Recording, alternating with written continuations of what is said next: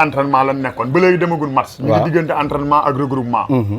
léegi ñun nekkoon nañ ay xale nag. man mënuma def émission tamit te tamit bu ma amee sama question mënuma ko posé. kon damay bàyyi émission bi keneen def man ma posé. man ma nekkoon xale bu bëgg football nag mu jaraloon ma lu ne. man damaa dem wuti ji Darkase Kër Massar Darkase. maire yi di jaay ñaari Darkase dërëm. man may jaay ñeenti Darkase dërëm pour am 50 francs dem yëmbal seetaani match bi ndax jàpp naa ni gan gi daa war a football. ñu naan gan gi fu mu jógee ñu ni quartier Joola la jógee gan gi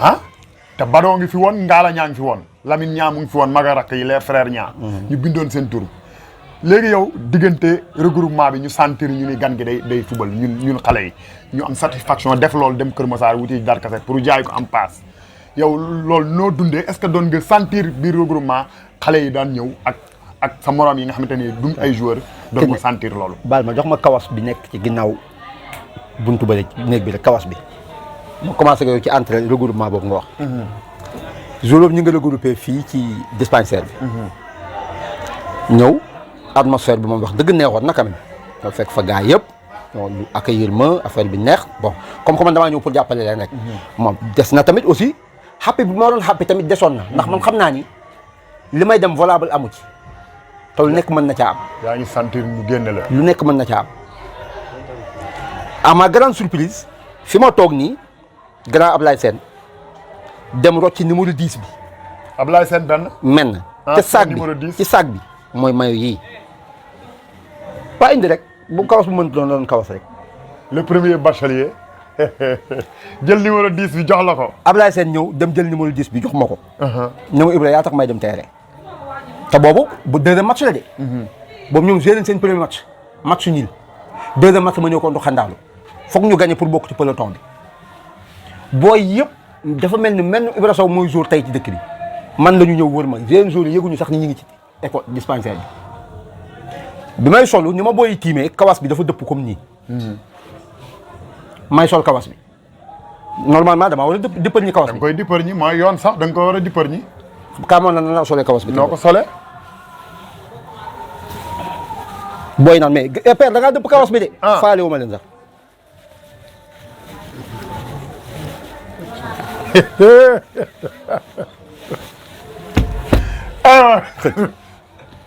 yëguma sax ni booy yaa ngi taxaw te boobu ñoom laay dosé déjà. nga may leen joggi bi. ñi laa dëppee kawas bi ñi laa solee kawas bi dëppal ñu ma ko su ma dëppoon su avant ma lay wan lii est-ce que ni nga ko mën a solee. xalaatuma ko sax dama koy dippar ñi rek. déjà supporters yi comme waane boobu nga doon waxal xam nga toujours parfois nee naa la ku mënul football doo waane. booleeg zulu bi nga xam ni fii boo musaana wattu loolu mag ñi dañ naan doomu diw ji yàqu na yow nga indi zulu bii. super bi daal di ñëw taxaw. bon def nañ suñuy bain solu nañ ñoom Souley Badji wax nañ li ñu war a wax. Ibra yaakaar nañ ci yow war nga mën a def différence match bi nangam importance bi mooy suñ premier match dañ ko ñàkk kon match bi foog ñu bokk gagné ko.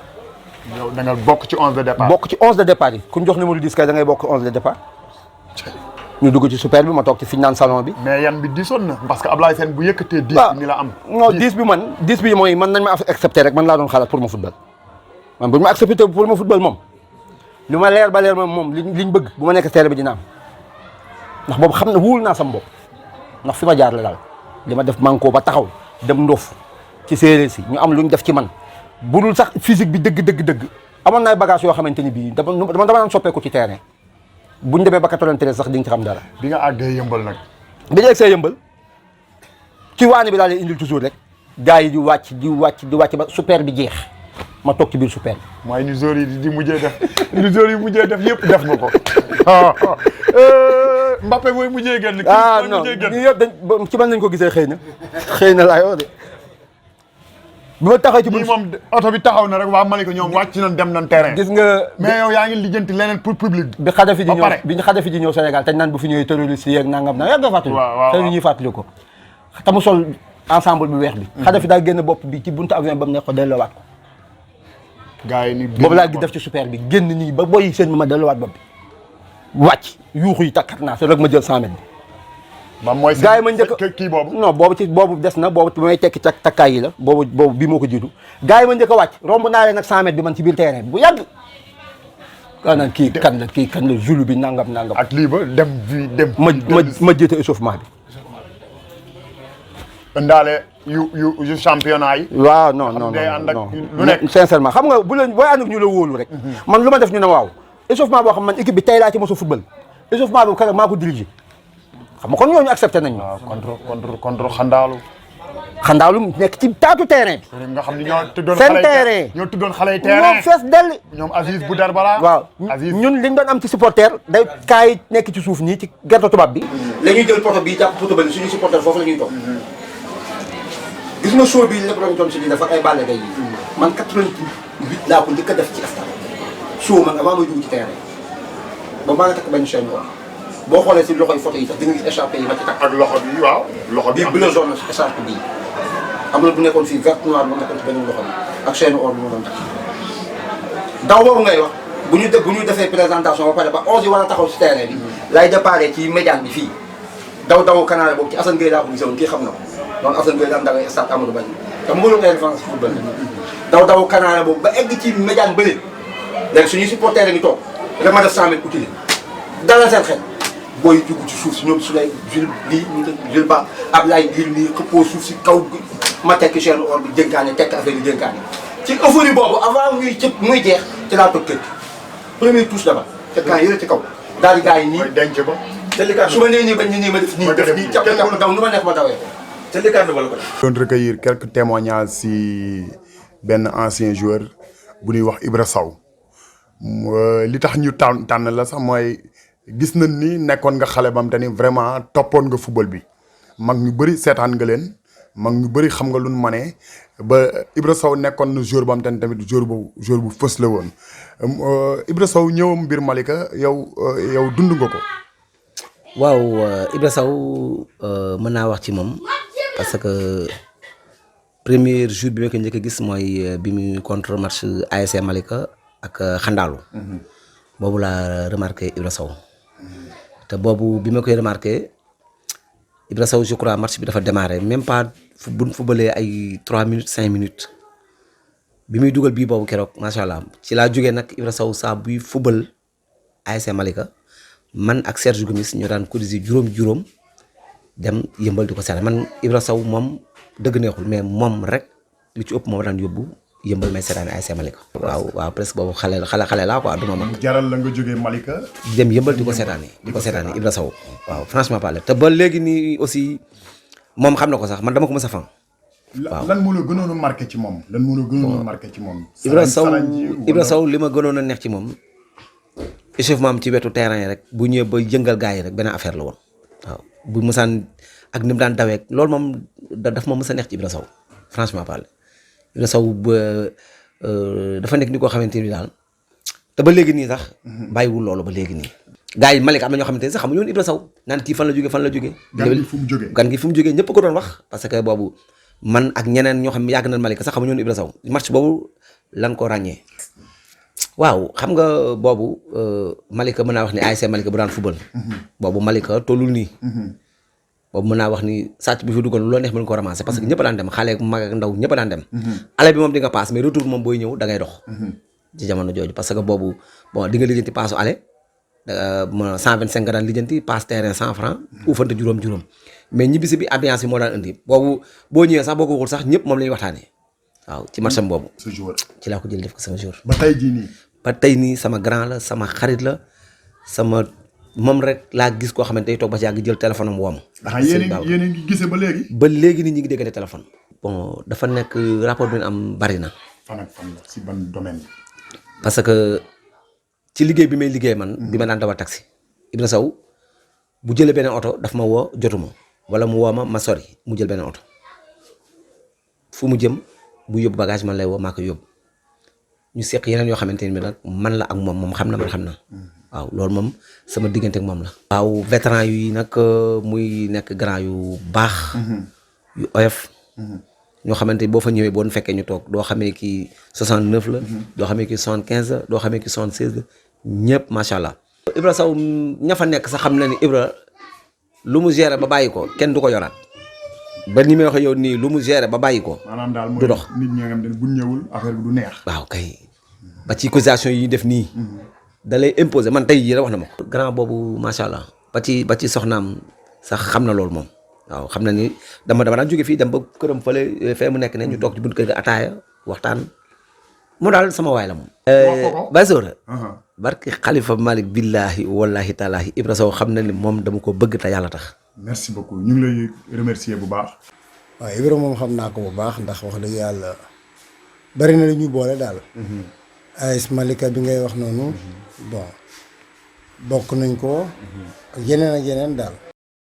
waaw vraiment ñëw moom apporté nañu lu bëree bëri ndax nekkoon na joueur boo xam ne moom vraiment ku ko mus a am rek am nga client parce que jamono boobu xaj na mi ngi ak doole ndawam bu baax a baax am na xel mën na daw mën na football vraiment nekkoon na attaquant bu baax daal boo xam ne aussi équipe bu ko am dina la apporter dara daal boo gisee défenseurs yi di bari lu ñuy xuloog yenn attaquant yi parce que défenseur effort bi muy def dafa bari donc bu amee benn attaquant boo xam ne wax dëgg yàlla xalaat na ne situation yu bëree bëri ci kanam mën na ko régler vraiment day koy kontaan loo quoi waaw man boog personnellement heure bu ma amee benn attaquant boo xam ne wóor na ma ne kii attaquant la boo xam ne vraiment bu am talent daf may neex trop Ibrahima tamit bu muy ñëw aussi bon xam nga comme li nga expliqué rek am na entraîneur yoo xam ne buñ la gisee benn yoon sax nga football mën nañ la recruter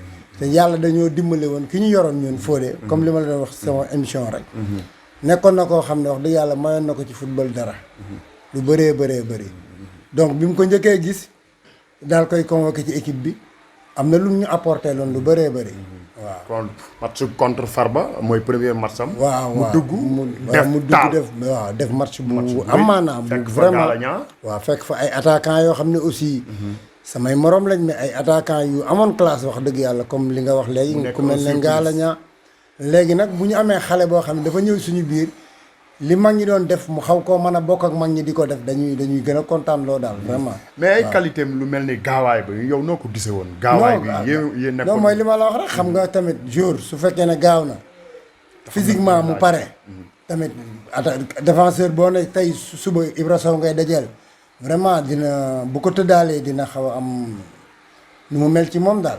à part yow est-ce que mos nga daje ak moom en tant que l'un des meilleurs défenseurs au niveau de Malika si vous n'êtes pas le meilleur.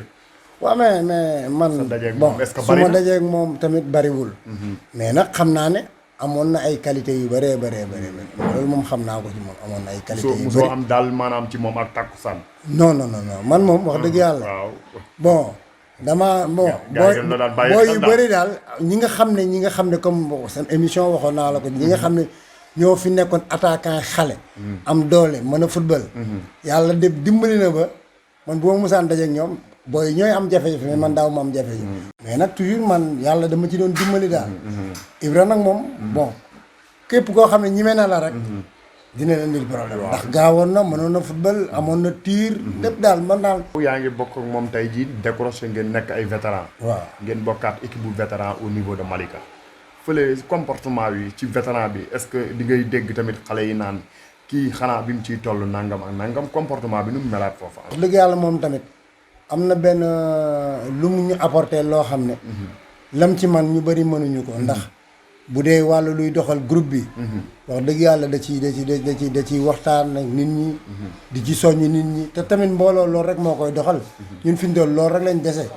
tase dimanche matin bu ñu waree cotiser bu ñu waree réunion bu ñu waree waxtaan ci yu bëree bëri. bon Ibra la ñu confier yu mel noonu moom moo koy doxal ci suñu biir.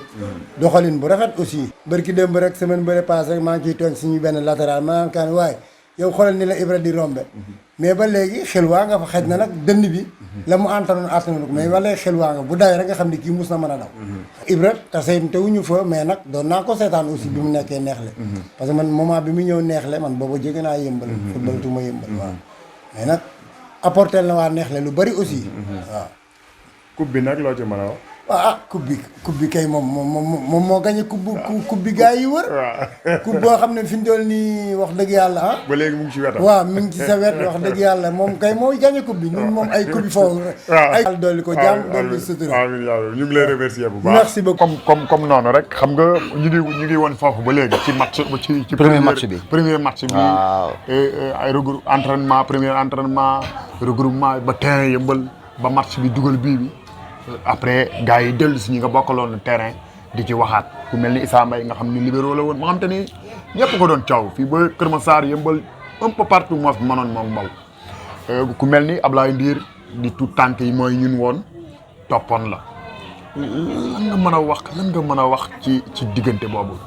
waaw loolu sant yàlla rek mooy li ma lay wax rek lii Khadim Gueye wax fan yii bi nga defee bande annonce bi. mu ne bande annonce Ibra Sow bi ku ko déglu.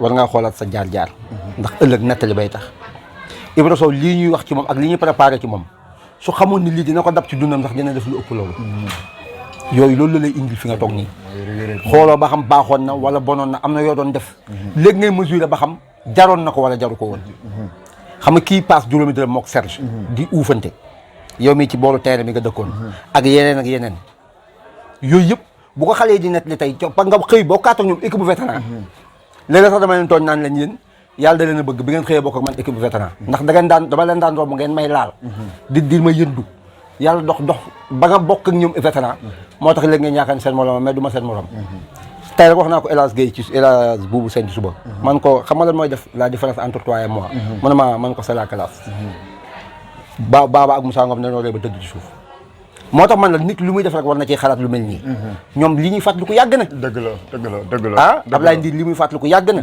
su ma wóoleen ni ñu mel noonu tey bëri woon nañ fa doon naa def sax lu ëpp la ma defoon ndax match boobu ngay wax noonu nee naa la satisfaction bi li tax ñu jël risque yóbbu ma ci match bu moom valable tout Malika xëy di xaar benn joueur boo xamante ni bii wóor nañ que ni kii valable ci équipe bi mais yaakaar nañ ci moom pour mu indil leen dara fa la suuta commencé première touche dabal ma dugal yaakaar yëpp ñëw na kon la ñu yaakaaroon ci man ñëpp keroog atteindre naa ko ci première touche ba dabal boobu ma dugal mooy photo bi nga wane léegi yàlla dogal nag ma lay wax ngaa la ñaa ak ñi ma bokkaloon terrain bi yaakaar na dañ doon football pour man loolu sax topp na ma bi ma ñëwee xéwlu dañ doon football pour man yàlla dogal ñu football premier match mi-temps bi ñu mënee deuxième mi-temps ñu mënee ba troisième mi-temps 3-0 bi match bi des ay 5 minutes grand Ablaye Sène mi ngi sol benn wax toog ci suuf nii mel ni ko Franck laay woowu ma ñu mu ne Ibra dugalal quatrième bii ñu ñibbi xam nga kon koo xam na ni man à tout moment laa def dara. te moom moo la joxoon. laa ilaaha illallaah grand boobu daa kon football ci Mali la. est-ce que même numéro 10 boobu moo nekkoon sa numéro fétiche wala. bi may football Kaja Manko numéro 10 laa sol. ma monté senior ñu jox ma numéro 15 ndax foofu boobu lu ma woon mooy am Manko. mooy Motaliba. ma dem Ndof fol numéro 10. ñëw ASC Malika ginnaaw laay seen rocc ci numéro 10 jox ma foofu xëyootuwuma ko. moo ko jël jox ma ko. am attente yu muy xaar ci man. te booba numéro 10 na. numéro 10 kay ku ko sol yow ñoom ñëpp la ñuy xool. Ziko ko daan sol. waaw Ziko moo ko daan sol. waaw Ziko. Socrates. ñoom Platini Maradona. ñoom Gulli sax 14 la soloon. Dino Baggio. ñooñu tamit nekkuñu woon say référence wala. waaw man samay référence da ngay commencé fii ci Sénégal. gis nga Babou Touré sama référence la woon. man su ma mosaan dama daan dox ci terrain léegi la nga yaakaar ne Babou Touré dox ak sa càmmoñ la woon de. may doxi doxinu Babou Touré di faxas flottant bi wala may dox Salif Diagne war nga dégg turam ñu ko doon wax Njóoba Laayeen Njóoba bi muy nekk ñaay laa la wax de bu Pikine Amadou Bari bi ñu koy doogu ubbi su daan dugg stade sama loxo la daan jàpp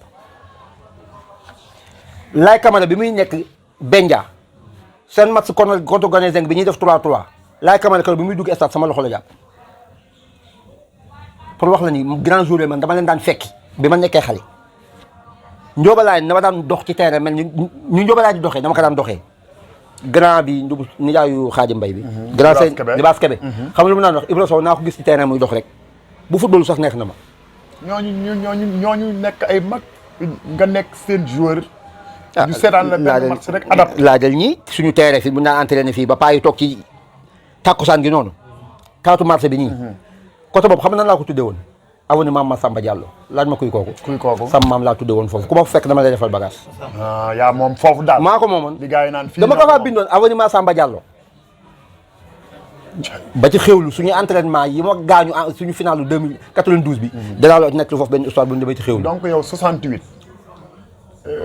kii. 88 ASC Malika Siré Ndiaye. Siré Ndiaye maase wu leen. Siré Ndiaye moom magee 2 ans su ma juumulee. magee 2 ans. waaw 66 la man 68 temps bi mu yoroon yow nga ñëw. yow nga ñëw dafa mel ni fii si biir ASC Malika boobu. Siré Ndiaye visible fa. waaw foofu li tax ñaar dafa am. 88 bi may football fii. boobu Siré dafa continuer jamono. waaw bu Pikine. muy benn. man maa fi ñëw te bokkuma fi ndax man it boobu maa nga manko. waaw condition yooyu sax Souley Badji mii teg na ko biñ ko nee da nga yoraat équipe bi en 89. mu leen ci kaw Siré Ndiaye nangoo toog ci dëkk bi Ibra Sow nangoo toog ci dëkk bi. Souley Badji ngi toog pour ma mën a jël équipe bi. suñ nee dañuy jënd dëkk bi dem du ma yor équipe bi. bu témoin nga woon ci loolu. coach. biñ ko proposé équipe bu 89 bi. loolu la tegoon condition la teg que Siré Ndiaye toog ci dëkk bi Ibra Sow toog ci dëkk bi Issa Mbaye dellu si. ma de passage ma ñëw ci Issa. looy nangul gars yi nangul ko loolu. bañ a nangu ñun ñoo ko war a nangul ndax ñun ñoo doon dem. ñu dem jëli ji ñooñu. ñu toog seeni doom ñu toog ñu duñ dem. dajale les meilleurs talents nag. biñ dajalee les meilleurs talents. ñu tuddee ñu les galactiques. ci biir boobu la 89 la. Jules Badji moo Jules Badji moo équipe bi.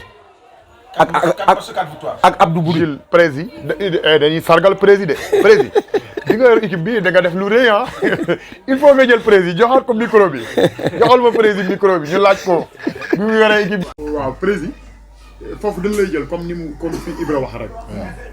parce que dénk nañ la équipe bi après Fodé yaa xam nga yaa ngi woon ci wetu Fodé. di liggéeyee nag moom. am aperçu ci équipe bi. waaw ñu dénk la ko nga ni dénk nañ la nga xam te ne nag. xam nga yow adjoint nga. waaw da ngay am sa mot rek à dire. waaw au coach mën naa am mu def mën naa am mu bañ a def. waaw c'est un conseil rek boo koy jox. mais yow téye nga équipe bi nag. waaw nga teg sa ñetti conditions yooyu. waaw man xale laa woon de. mais lii mu wax nii tey laa ko soog a xam nga teg sa ñetti conditions yi ni ñooñu dañuy ñëw ma yor équipe bi bu ñëwul du ma yor équipe bi. waaw loolu nan nga xamee ni ñii boo leen boolee. waaw xam nga jamono boobu. ñun football rek moo ñu yitteeloon jamono boobu. dañ ci doon daf ñu doon jaral ay réflexion guddi ak bëccëg di xalaat équipe bi maanaam ci défense bi lan la laaj milieu terrain bi lan la laaj attaque bi lan la laaj. lan nga ci doon waxtaan mel ne. bon doon nañ ci waxtaan ak Fodé. di ci gën a bëri Fodé la ñuy waxtaanal. waaw maam Alsane Ba daal. maam Alsane Ba. ak joueurs yi même joueurs yi bon ay maam Abdou Sène yàlla yërëm ko donc de passage aussi dañuy ñaanal Fodé bi nga xamante ni vraiment il avait la même mise ci xale yu bëree bëri mais dañ ci doon waxtaan lu bëri comment faire pour diisal attaque bi loolu bokk na ci li tax ñu décroché woon Ibra pour imposer ko ci attaque bi maanaam diisaay bi ñu soxla woon ci équipe bi maanaam li mu laajoon. kon Ibra bi mu defee première année boobu daal di ngeen a jàpp ni Siré daa war a ñëw. daa war a ñëw toog Issa jóge waat bokk xalaat ñëw. waaw ngeen téye seen i doom booleeg Badou. voilà donc loolu la laajoon ci jamono boobu parce que boobu loolu la laajoon. te réussir ngeen ko. à 100% même. nga def ñaata match 4 match. 4 victoires waaw jamono boobu. comme ni mu ko waxee léegi am na ku ko wax léegi nii paasu ale ngay lijjanti. retour bi moom dañ koy dox. ambiance bi ndam day am. ambiance bi moo lay indi quoi waaw. alors booy yi nekkoon samay booy yoo xamante ni ñu neexoon àndal lañ jamono boobu parce que man aussi jamono boobu may ma leen woon dara 22h dama yor sama yat commencé dugg ci dëkk bi. tëdd far force. ku ma la dajal rek moom yat bi dina dal tëddi rek. mais man yéemu naa de xoolal yow nga nekk ko ci dëkk espoir Fodé bàyyi laa équipe bi dëkk biir dëkk ba Ibra Sow dëkk espoir ñu def sélection bante ni amul discrimination raciale wala ethnique. non jamono boobu. les meilleurs seront prises. maanaam jamono boobu xam nga Malika. Malika mooy Malika boobu dama koy faral di wax Malika mooy Malika. ak ku ko gëm nag ak ku ko gëmul nag mais Malika nag mooy Malika il faut nga nekk au cœur de quelque chose pour nga xam lan mooy Malika mais jamono boobu yàlla dimbali woon nañ ñu ñi ànd di liggéey ci mbir mi mais jamono boobu yàlla mayoon nañu réflexion ñu xam lan mooy Malika xale yi xëy na liñ ci xam sax lu tuuti la mais ñun ñu nekkoon ci LK li may wax ni Tidiane Ba moom dina ci xam dara ak yeneen responsable yi nekkoon ci ginnaaw mais défi bi nga xamante ni moom la ñu joxoon mooy maanaam dekkoon nañu ay xale yu sawar di xale yu nangoo déglu nangoo ku leen yilif par rapport ak léegi li ma gis man nag ça fait 10 ans ou 15 ans seetaatuma nawetaan mais li may dégg ñi koy nettali bu doon jamono yi bu doon man la kon xam naa ne équipe du am kon waaw parce que neexal yi may dégg léegi ci jour yi neexal jour bi di kii jour bi te ñun loolu fekkuñu si ñun dañ la daan imposer ngay football par la couleur waaw ñun dañ la doon imposer da ngay football parce que Malika la wala da ngay football parce que jamono la wala da ngay football parce que espoir la da ngay football wala parce que xale yi géej gi la jamono boobu loolu mooy xew mais léegi je vois que ni ce n'est plus la couleur mais c'est l'argent qui joue maintenant léegi xaalis mooy football jamono boobu bu doon Ibra Sow jamono boobu la ko tombeel kon xam naa ne soxna si yaakaar naa ni mën na dem marché juróomi yoon ci journée bi yaa ngi dégg parce que boobu jamono boobu lu mu laajoon dañ ko jox bu doon moom moo tombé jamono boobu kon jamono boobu lu mu laajoon nañ ko jox kon su ma gisee léegi nit ñi xale yi di laaj ay 150 000 daal nangam te ñun ñu doon imposer ñuy football par la couleur parce que Malika la wala espoir la wala jamono la wala Santhiaba la couleur bi moo tax ñuy football di défendre la couleur de sa ngay défendre sa koñ wala ngay défendre sa dëkk par exemple Malika jamono boobu Malika Kër Massar benn équipe Malika benn équipe bokk xalaat xandaalu Farba maa ngi lay dégg sànq ngay wax ni xaw ma tant de minutes 3 bi xaw ma 4 bi mais ASC Malika dugal na 3 bi en 11 minutes diggante Ablaye Sène Insa Tall ak Kële en 11 minutes de la fin ñu mën Malika 3-0 à 11 minutes de la fin gars yi jëli leen 90e minute Ablaye Sène dóor bal bi mu daal ci transversal bi à 11 minutes de la fin mais boobu condition physique bi moom moo ko joxe condition physique bi moo joxe loolu maanaam bi ñuy dem bay match bi di des 11 minutes ñu dugal benn ñu ñëw teg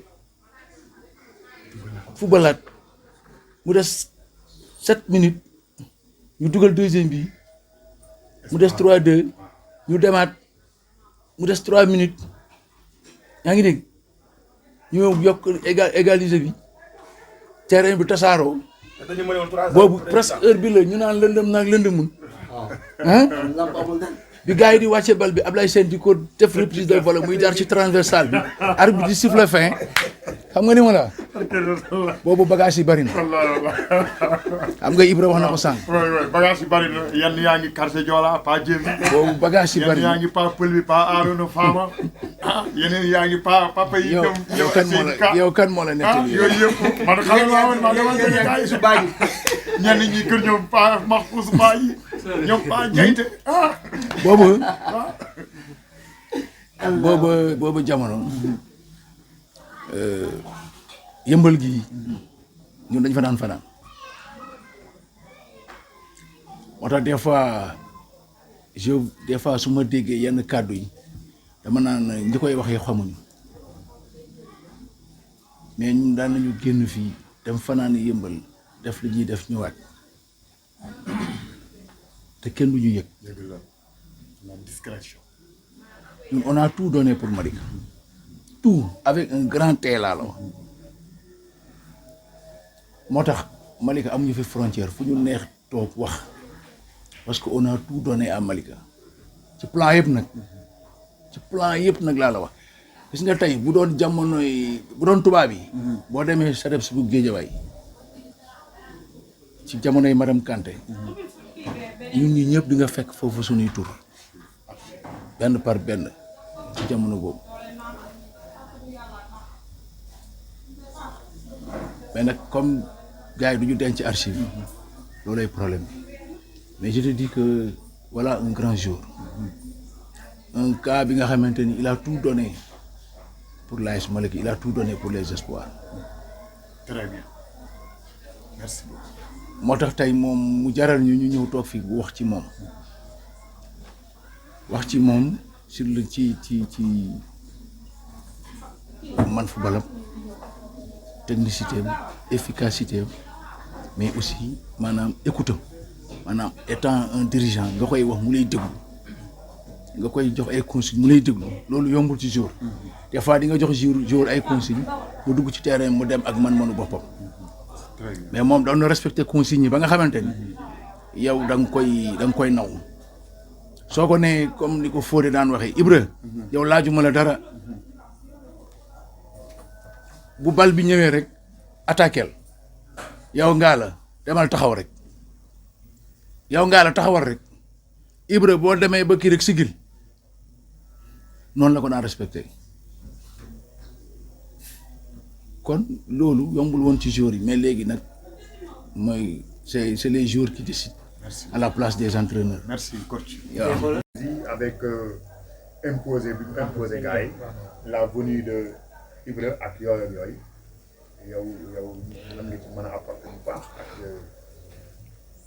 waaw Mansour damay ñëwaat tuuti si ginnaaw nag parce que wax si Ibra dafa naa ni ku nekk mën na ci wax si moom mais man tam mën naa wax ci moom lu bëree bëri Ibra yàlla dafa def c'est un frère à moi lu tax ma ne c'est un frère à moi yàlla dafa dogal kii nga xam moo ko yar kooku man moo ma yar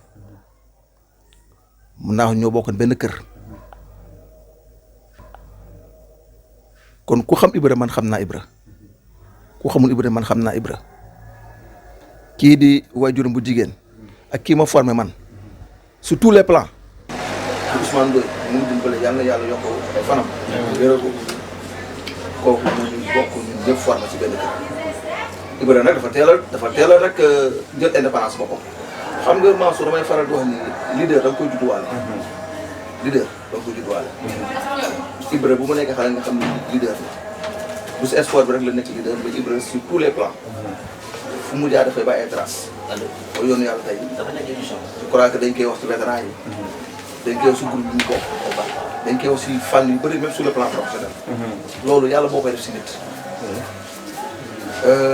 donc même si terrain bi leader la woon lu muy tuuti lu si ëpp si biir terrain yi ñu ko doon mag la daan bokkal. ay partenaires ay coéquipiers mais à chaque fois moom day dafay fës loolu yàlla moo koy def si doomu aadama kon wax nañu ay jaar-jaaram ci bu mu ñëwee ASC Malika conditions yi nga xam ne duggee na ko fa match yi nga xam ne dikko na ko def ak génn yu mu si génnee yooyu du sax jaar pratiquement mais il fut un très grand joueur il fut un très grand joueur un joueur très rapide clairvoyant et puis ñemoon entraînement dafa ñemoon entraînement te li ma mën a seede ci moom moo di amuloon caaxaan il savait faire bouger le public je crois que Ablaye Sène bi nga xam doon wax na sax ci moom di témoigner wax na dëgg bu bëri dañu daan dem seetaan yi ASC Malika c'est parce que Ibrahima moom moo football je me rappelle keroog match boobu yëmbal à 88 échauffement boobu kooku doyoon na match. et bi ngeen ñëwee ci espoir ñoo leen ko dundee ci biir quartier bi. Espoir aussi la même chose ah. Espoir aussi c'est la même chose parce que su koñ bi la dëkkoon nekk xale mais bu daan football fi Espoir da ngay gis xale yi kenn du am jàmm. kenn du am jàmm góor ak jigéen nag kon loolu yàlla moo ko dogal si moom yàlla moo ko dogal si moom. mais doon ngeen accepté woon ngeen tamit demam ak ñoom demam di ñoom ndax vraiment talent bi moo tolloon fam tamit il faut dem bi ak ñëw bi di am. bon daaw ñu ko accepté nag. parce que comme jour mel ni Ibra bu naree bàyyi sa équipe de benn équipe kooku du la neex ku ne dina la neex da ngay wax lu la neex mais loolu du neex kenn mais nag des fois aussi circonstance mooy obligé moom ñu bàyyi ko mu dem wax naa la il a été un rebelle il a été un rebelle parce que bu muy jógee fi dem football yi si équipe Ndiago boobu neexuloon kenn mais nag il fallait mu dem mais c'est dans le cadre de la sportivité te loolu day wane ni Ibra il est indépendant moom nag problème am mooy ay waajuram rek la daan dégg ak keneen ko mënti doon mu doon jox cër nag mu mat sëkk mais ay waajuram moom li ñu mës a wax loolu moom lay def parce que dañ koy yar nag ci kër gu baax yar ko si diine parce que nag lu muy tuuti nii sama rakk la ne borom xam-xam si jàng na Alxuraan ba wàcc am na bac en arabe te boobu jamono yombul woon bac arabe ku ko amoon ci jamono yu mu koy am boobu tey ñu ko waroon seetlu ay Koweït wala ay Arabie Saoudite. na ko sax si biir nee na boobu la waroon dem Koweït. exactement parce que la waroon dem Koweït. waaw kon yàlla may na ko quand même ay lijaasa su côté boobu. mais nag xam-xam ci wàllu alxuraan bi si wàllu arab bi.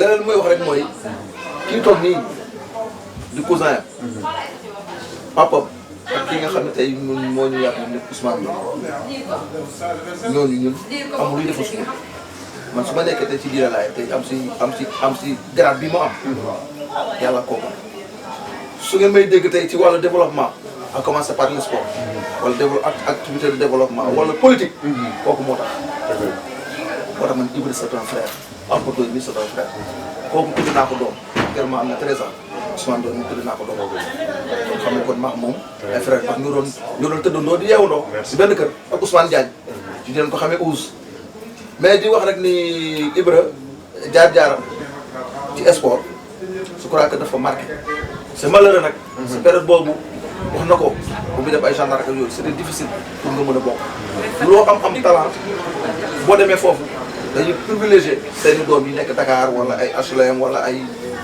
Médina loolu moo amoon si équipe yooyu wala ay Sacré-Cœur mais nag bu doon talent kese dañuy xool kon Ibra kon weesu na fii kon actuellement ñu ko dégg Europe mu di retraité foofu di lekk xaalisam bu bëri mais malheureusement dal na fi joueur yu bëri Ablaye Sène Mamour Diop Cheikhou Thiam il fut de très grands joueurs Cheikhou Thiam joué na gendarme ci turu beneen du ma wax mais ci beneen turu kenn la doon kii muy benn njaago mais loolu mooy malchance su nekk joueur dëkk dans la banlieue surtout nag période boobu nga xam ne Malika dañu ne village la pour nga jóge fii de football dafay métti parce que benn car la woon P21 boo teelul jóg doo egg fa nga jëm gis nga lu mu expliqué sànq pour dem Sacré-Cœur lu mu daan daj mais kooku nag vraiment doo mën a def carrière bu baax mais dëgg naa yàlla bu dee football rek bu dee talent rek Ibra am na jaar-jaar quand même am na jaar-jaar parce que man seetaan naa ko man ko j'ai eu la chance que man 85 laa dugg ODCAV seetaan ko man ko si ay match yu bëri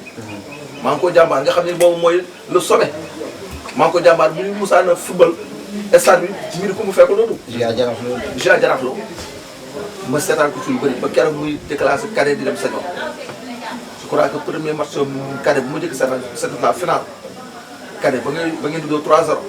ñoo ko 3-0 jàmbaar. jàmbaar senior bi doo 3-0 exactement. keroog laa ko njëkk seetaan. merci beaucoup. nii rek la mën a def parce que dañoo nekk ci benn match Ibra Sow ASC Malika presque mu jël boo xoolee 45 minutes yam tamit benn match bu mel ni carrière bi yëpp ci lañ nekk ba léegi parce que benn match bi dafa rëy benn match Ibra Sow contre Neex contre Xandaalu moom ci la nekk ba léegi di ci décortiquer ndax match bi nu mu rëy ci la turam siiw ci Malika loolu moo waral ñii wax ci ku mel ni Ablaye Ndiir gis nga li ci wax ku mel ni Issa Mbaye ñëw bi nga fekk ko mu nekk libéro bi man fii ci zone bi yëpp nga fekk ko ci biir équipe bi ku mel ni le coach en ce moment muy Jules Badji mu nekkoon coach bi teg ay conditions ni à condition ma yor équipe bi Ibra day ñëw Siré Ndiaye day ñëw Issa Mbaye day ñëw mu nekkaat le secrétaire général de l'ASC Malika moom tamit mu nekkoon ci loolu yow ñeent yooyu yëpp noo koy analyser. waaw xam nga pour xaw a génn ci 88 bi pour ñu mën a avancer 88 bi yàlla dafay dogalee loolu am. xam maa ngi tolloon ak yow sànq ci grand Ablaye Sène. bi may doon dugal ak 90 bi ñu ñibbi.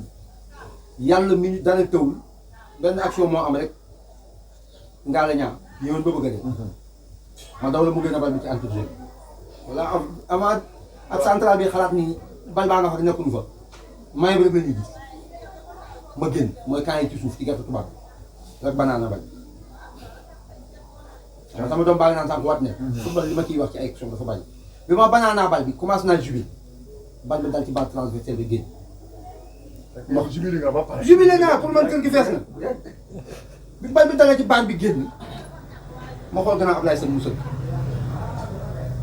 ñu ne pili gars yi daw song ma jooy keroog damay jooy yëmbal ba Malick ku nekk naan booy bi nit ñi waane yow toog yëmbal tey ba pare lu muy jooy lan lay jooy te boobu man li ma gannaaw bi ñu dugalal 4e but bi man ak moom te ci kanam tuuti moo jëkk tuuti ma gis dox yow ba 4e 4e but boobu ma dugal ak grand bi confiance bi mu ci amoon jël numéro 10 bi ni ma grand yaa ma tax di dem terrain ma dugal premier but bokk ci match bañ mën a 3 mu ne ma dugalal 4e but ma am ko duma ne dama ko mandé mais manque de chance la. waaw grand Ibra ñu ko am na tur bu ñu ko daan dàkkante ñu la alburaax xamoon naa ko parce que bi muy ñëw Malika xale laa woon na wax dëgg yàlla xale laa woon mais ay jaloorem daal xam naa moo tax ñëpp xam ko daal. waaw wax dëgg yàlla loo xam naa ko ci moom daal. jaloore bu mel noonu yow nga ci mën a wax. li ma mën a wax ci jaloorem c'est dans le cadre du football toujours. ndaxte ku ràññil ko woon la ci football ndax mënoon na ko wax dëgg yàlla macha allah mënoon na ko wax dëgg yàlla parce que temps yooyu amul woon ay genre excentré c'est bi mu ñëwee sax yàggul ay ailier ñoo amoon ñu wax naa ay ailier kii ailier droit la ailier gauche grand bi nag moom vraiment vitesse am amoon na vitesse bu baax a baax accompagné aussi de technique boo xam ne vraiment nekkoon na au-dessus de ñi mu fi nekkaloon fekkoon na fi ku mel ni man sama idole Badou Gadiaga neexoon na ma wax dëgg yàlla attaquant boo xam ne Malika dëkk Malika xam nga grand Badou fekkoon na ko fi ku ci mel ni man fi ma ko gën a ràññeeku nag mooy bi muy ñëw ASC Malika am na booba xale laa nag vraiment boobu sax dañu daan jàpp diñu yóbbu terrain ba mais boobu ñun xam nga boo nekkee xale rek doo xam par exemple ay côté tactique doo ci avance yow li ngay xam mooy diw mën naa football par rapport ak li muy éclat yi muy def ci biir terrain bi ngay xamee ni diw mi mënoon naa football mais par rapport mooy mënoo xam ni par exemple tactiquement comme bi nga nekkee mag xam nga nekk mag commencé xam ràññee di nga xam tactiquement kii nii wala na yow ñu nekkee xale boobu ne xam nga ku ni yóbbu terrain li ngay xam mooy talent ngay xam ay foofu lay moom il était genre boobu la woon bu duggee ci terrain da ngay ràññee ko ni kii Ibra la moom façon na daal waaw trop sax parce que sa façon sax ni mu daan solo sax ngay xam ne yow kii sax bokkul ak nit ñi daan solo bu daan sax bu sànni solo sax da nga day daan jour waane mooy ci temps bu ñuy wax daan naan jour bu waane temps yooyu ñoo xewoon ay jour bu waane Ibra dafa bokkoon na ci jour yi nga xam ne noonu waane woon ba pare dégg man kay nee naa boo musaana gis terrain bi rek bu musaana ko gis leen rek dafa nekkoon koo xam ne xam nga am na nit ñoo xam ne boo leen gisee par groupe dina am ñoo xam ne noonu dañuy fës moom bokkoon na ci ñi nga xam ne noonu fësoon est-ce que daana yëngal public bi tamit loolu sax xoolal est-ce que sax loolu sax yu ko Ibra nee naa la loolu xam nga waane dafa accompagné par nit bu naan nit dafa waane rek am na lu nekk ci moom mooy que par exemple mën naa football mën na yëkkati public Ibra loolu ko dafa bëggoon moom mën naa ni joueurs yi xam ne mooy joueurs yi nga xam ne ñoom bu ñuy football day am ambiance. mais am na bii dugal wala benn action. waaw am na benn match bu ma fàttaliku ci match boobu ASC Malika lan booba ñu ngi football ak am na équipe bu naan football je ne sais pas man je me rappelle plus équipe bi man xaw ma farbale mais boobu ASC Malika la woon. ñuy football boobu ñu naan jóge fii ni dem yëmbal. booba maa ngi fàttaliku ci camp yi féete ci suuf la woon beneen côté bi bay wàcc Malika parce que daa amoon camp ñaari camp yi fekk dafa am camp boo xam ne moo jëmoon féetoon Malika am bu fekkoon na caaro yi côté Farba noonu maa ngi fàttaliku bi muy dugalee but bi dafa génn terrain vague la woon y avait pas amul woon ay gris affaire yi noonu dafa dugal rek daay daw boobu ñun waa Malika boobu ñun ay xale la woon ñu nekkoon ñu daan ñun xale ñu daan nekk ci kanam mag ñi ñoo daan nekk suñu ginnaaw maa ngi fàttaliku dafa dugal ba pare daay daw génn ci côté porte corner rek Massamba Gueye daal koy daw song xam nga li may ak Ibra waane gi mu doon waane xam nga boobu Malika ñëpp apprécier ko bëgg ko rek Ibra taay tëdd ñu naan Ibra xamul affaire yi ba gars yi ñëw fa gars yi médecins yi gars yi ñëw fa ñëw yëkkati ko affaire yi noonu ba à la fin du match maa ngi si me rappelle à la fin du match ñu fekk ko foofu ñu ngi dem toog ci ban Malika bi toog di jooy nit ñi xam nga ñun bu match bi jeexee dañuy ñëw fekk leen ci ban Malika bi après noonu soog a dox dem ñibbi Malika quoi gars yi di ko laaj waaye mais Ibra qu'est-ce qui se passe la moo tax ngay jooy mu ni moom li ko métti ci match bi mooy benn bi mu dugal. moom dafa xeeboon ni. dafa xeeboon ni moom parce que boobu gars yi jëlee nañ ko indi ko boobu moom pour moom parce que tellement mais mais nag aussi nag nit ñi dañoo xaar parce que talent bi mu amoon. vraiment nit ñi dañoo xalaat parce que boobu maa ngi fàttaliku bu ñu daan dem terrain danaa xam ne yiw am na waajoo xam ne ki ni yor waa ji gaaw na kenn mënu koo téye xam nga kooku attente bi gars yi doon xaar ci moom xanaa peut-être loolu moo tax mu doon jooy parce que temps yii vraiment moom Malika am na ñu doon xaar ci moom lu rëy gis nga par exemple du ci Ibra kese Ibra li ma la wax rek ni la bi mu fiy ñëw xam nga moom bi muy ñëw fekk na fi moo magoon ñoom Kempes moom magoon ñoom Aliña fekk na moom moo nekkoon seen mag mais ñi nga xam ne moom la mën na ni ay moromam la ñi nga xam ne ay maasam lan mën naa ni par exemple buñ ko doon tëkkale bu doon dañuy wax ni par exemple dañ ciy génne les meilleurs man bokk soo doon sama xalaatu bopp ñoo xam ne techniquement ñii dañ lay wax meilleur lañ ci poste bi mën naa ne gisuma woon koo xam ne par exemple tolloo na ko moom parce que bu ñu jëloon par exemple Daouda Ndiaye moom Elie la woon comme moom mais technique bi Badou bi ki yoroon bi Ibra yoru ko ma jël beneen cas Badou ba moom it vraiment moom it amoon na vitesse comme moom mais technique bi mu yoroon moom moo leen nekkoon au-dessus moo tax man la par exemple moom Ibou Diop vraiment moom tamit amoon na vitesse mais mën naa ne par exemple li tax moom mu gënoon leen a fës mooy moom da cee boole technique bi mu yoroon ñoom yoruñu ko moom loolu la leen ëppale woon mais boo xoolee ñoom ñëpp ba catégorie vitesse ñoom ñëpp ay vitesse dana amoon vitesse mais moom Ibra dafa amoon loo xam ne moo leen ko ëppale woon mooy moom techniquement il était bien très bien même. Merci beaucoup. waaw léegi foofu rek. ci 88 bi Moussa Ngom waaw mooy en tant que supporter. mooy li may wax nii rek. xam nga waaw léegi foofu rek. ci 88 bi Moussa Ngom waaw mooy en tant que supporter. mooy li may wax nii rek. xam nga maa ngi koy tooñee sax Ibrahima Diop léegi suñu dajee man ko Ibrahima yow maa la remplacé su ma xamoo dara foo ma remplacé man ko dañ dellu 88 am na loo xamante ni sax dama ciy delluwaat ci ginnaaw.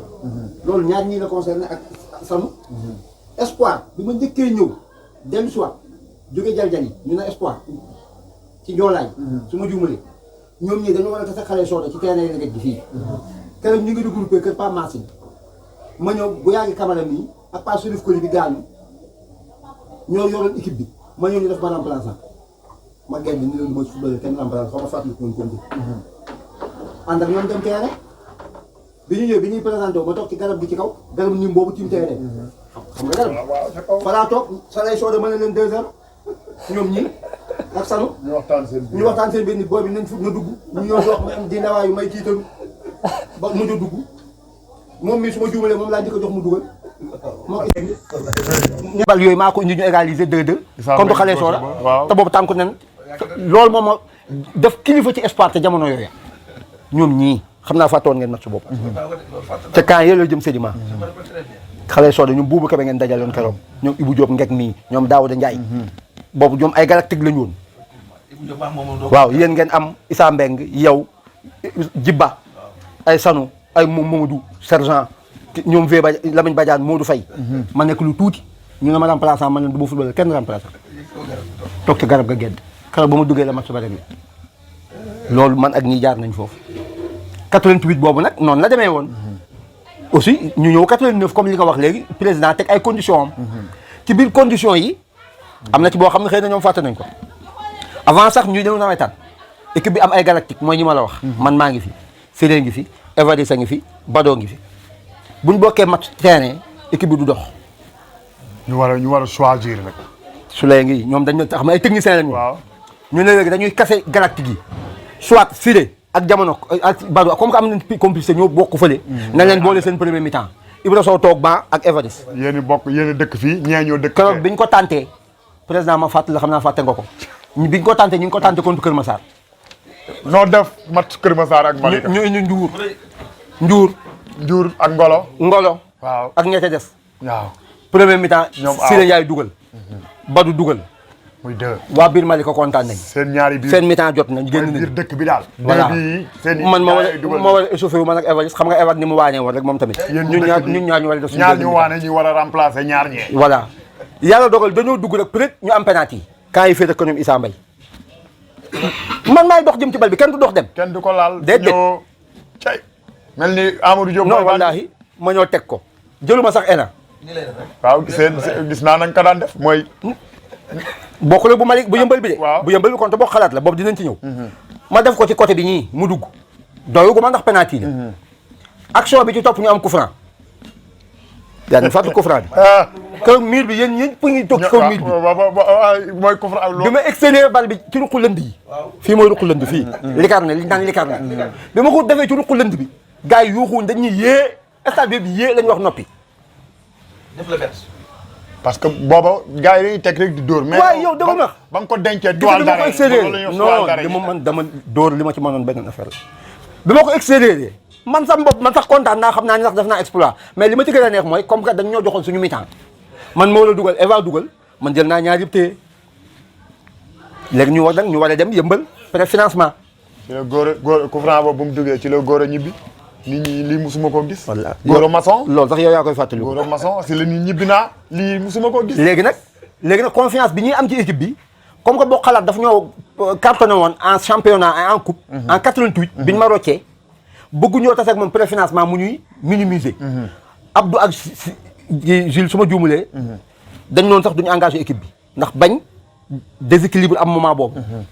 ñu waxtaan ba jubóo mooy 89 préfinancement ñu ne nañ dem. biñ demee premier match ñu nag boo xalaat préfinancement. boobu tey gaynde nekk ci axe bi ak Polaan ñu yéegal Polaan. Polaan.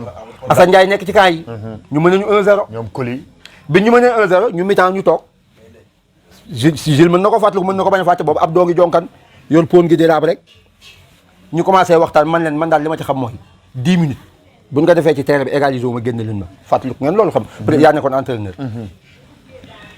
bal bi mu naan Massamba Gueye dama mbëkk match boobu la.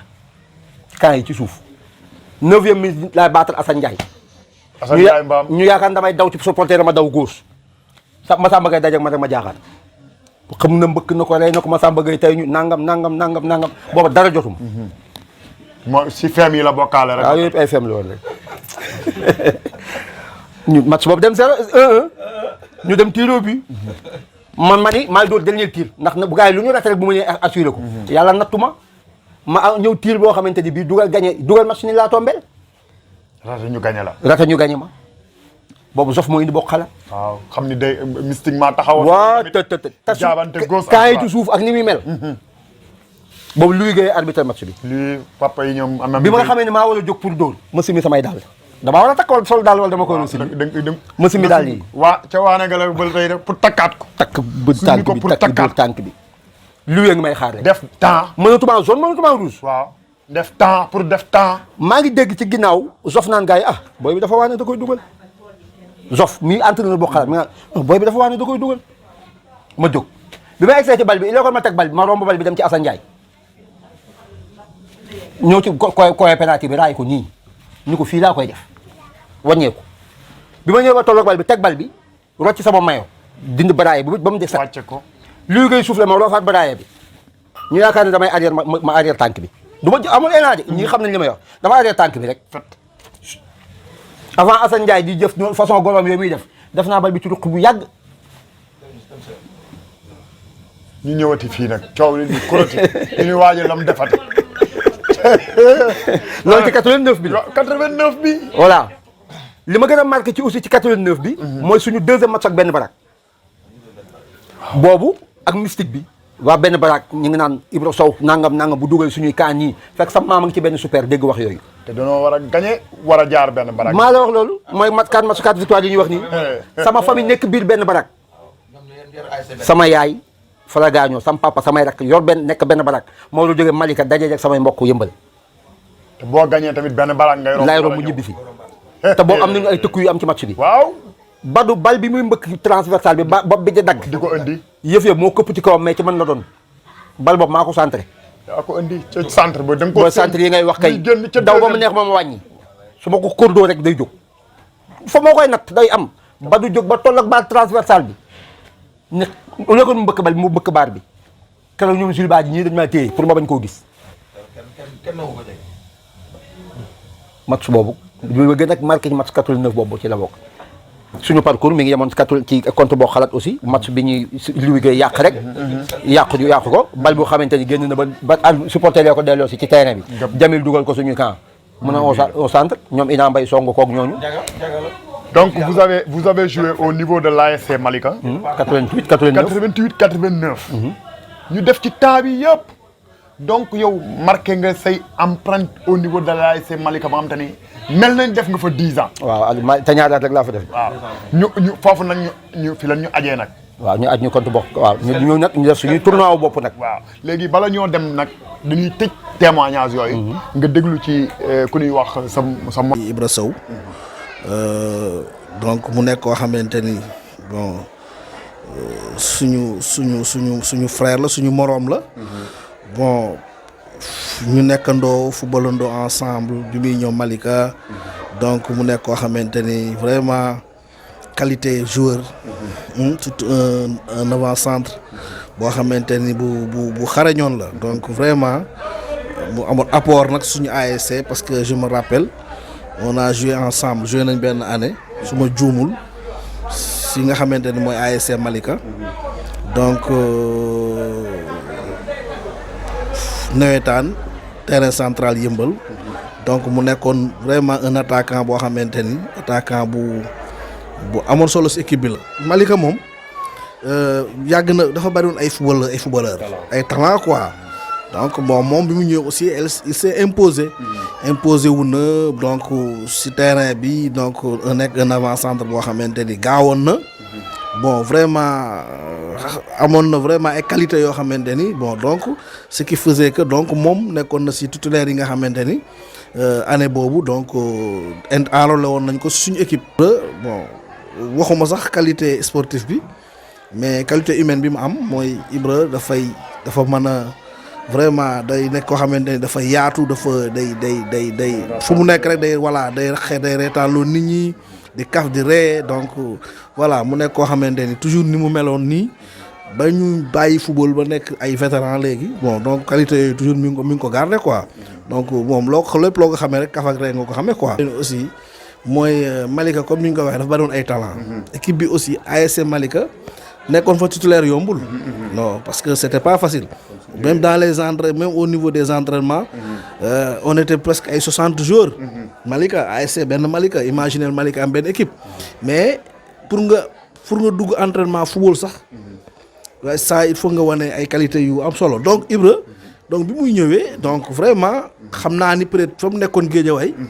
bon nekkoon na koo xamante ni bon wane woon na fa boppam et puis xale la woon quoi donc bi mu ñëwee aussi comme ni ma ko waxee mu imposé wu si entraînement yi donc ñu enrôlé ko dugal ko si équipe bi et vraiment mu def loo xamante ni aussi ak ñi mu seqaloon terrain bi parce que en fait kenn newu foon Messi daal en fait du woon kenn nit rek moo doon équipe bi mais ASC Malika dafa mosu nekk ASC boo xamante ni soo amee tuuti xarañte rek buñ la si dugalee da ngay dem donc moom aussi donc nekkoon na ko xam il était attaquant la woon et di jouer ailier donc gaawoon na gaaw boo xamante ni peut-être xale la woon donc voilà donc et puis amoon na qualité technique. ñoo ngi dajale jeunes ñun ñëpp ñi nga xamante ne dañ doon sport bon peut-être dematuñu terrain di kii pratiquer comme ni ñu ko doon defee mais néanmoins tous les dimanches tu nga fa Ibra Sow si ñun la bokk donc mu nekk fa élément bu am solo boo xamante ni vraiment day defar daal maanaam nekk na ko xamante ni mooy rassembleur bi donc nekk bokk si bureau vétéran yi donc lépp loo xamante ni sax nit defu ko moom Ibra da la koy defal donc Ibra ñoo bokk bureau donc man sama rôle su ma ko deful Ibra da koy def donc même président bi sax su xawee yeex Ibra Sow convoqué réunion wala def ay affaire demee noonu donc moom dafa nit koo xamante ni vraiment nit ku am solo la koo xamante ni dañ koy ñaanal yàlla mu gudd fan ñaanal ko ak njabootam donc di ñaanal soxnaam aussi parce que nag moom benn jabar waaw dama koy faral di tooñ sax di ko yow sa carrière yëmbal la yem da ngaa dem yëmbal neex la ñu am fa jabar après pare si football bi mooy coupe bi mu fa jël coupe voilà mu ngoog loolu toujours ma ko waaw ma ni ko yow sa carrière yëmbal la yem da nga dem neexle am fa jabar ñëwaat Malika donc génnaatu voilà mu ngoog léegi le nom de Albourakh bi ñu ko jox moom Albourakh bi mooy gaawaay bi waaw mais léegi gaawatul de gaawatul mais bu njëkk moom vraiment mooy li ma la wax talent bi yëpp il était rapide waaw moom dafa gaawoon donc moom il était vraiment dafa véloson bon léegi nag bon jusqu'à présent mi ngi si ñuti mais melul ni meloon bu njëkk loolu tax ñu koy Albourakh style bi mu andi woon nag dugal carax fii. waaw ma Zulu beeg. non moom noonu la Moussa mel Ibra Sow dafa nekk koo xam ay ne astuce la woon. waaw yoo dafa xam ne nekk manqué woon na daal. waaw moom dafa koo xamante ni dafa noonu la ko yàlla bindee. bal mooy li ma la wax rek. gis nga même ni si vétéran yi sax. chaque jour mu indi affaire yu bees. des fois mu ñëw indi foofu affaire yoo xamante ni xam nga reetaaloo nit ñi kaf. xam nga voilà indi benn déguisement fii xam nga voilà nekk na koo xam ne daal vraiment.